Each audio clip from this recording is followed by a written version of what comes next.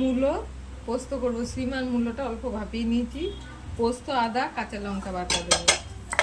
কড়াইয়ে তেল দিয়েছি, একটু কালো জিরে ফোড়ন দিলাম,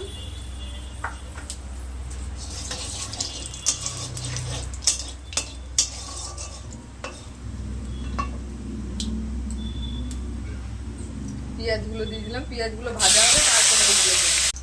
সিম আর মূলোগুলো দিয়ে দিলাম, লবণ দিলাম, হলুদ দিলাম, একটু ভেজে নেব।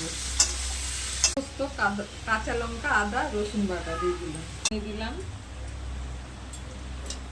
দই ফাটিয়ে রেখেছিলাম, দিয়ে দিলাম। পোস্ততে দই দিলে টেস্ট হয় বেশি। এই সিম আর মূলোটা ভালো করে নাড়াচাড়া করতে হবে।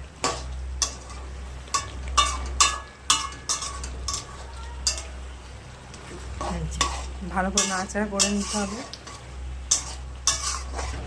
এখনো হয়নি, এখনো বাকি আছে।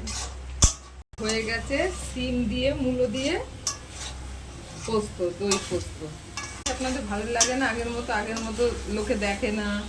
আমার ঘরোয়া রান্না, ঘরে যা সবজি থাকে সেই সবজি দিয়ে রান্না, এক্সট্রা কোনো কিছু আমরা এনে রান্না করি না। তার জন্য মনে হয় আপনাদের ভালো লাগে না। না লাগলেও বলবেন, কমেন্টে জানাবেন কি রান্না দেখতে চান, চেষ্টা করবো সেটাই দেখানো।